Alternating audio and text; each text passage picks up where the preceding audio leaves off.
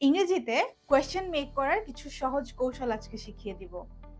অনেক সময় আমাদের ডু বা ডাজ দিয়ে কোয়েশ্চেন্স ফর্ম করতে হয়, তাই না? খুবই সহজ।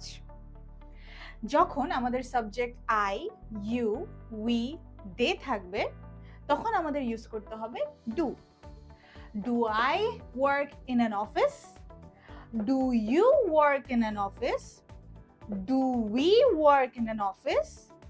Do they work in an office? কখন আমরা ডাজ দিয়ে কোয়েশ্চেন ফর্ম করব? যখন সাবজেক্ট হিসেবে আমাদের সামনে হি, শি, ইট বা কোনো নেম দেওয়া থাকবে, তখন আমরা ডাজ দিয়ে কোয়েশ্চেন ফর্ম করব। Does he work in an office? Does she work in an office? Does it work in an office?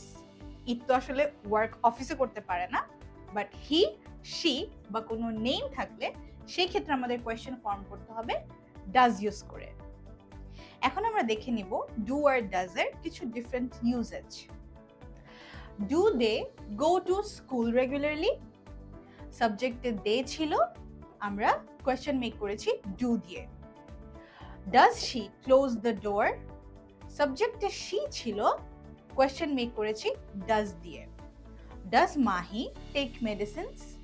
সাবজেক্টে একটা নেম ছিল, আমরা কোয়েশ্চেন মেক করেছি ডাজ দিয়ে।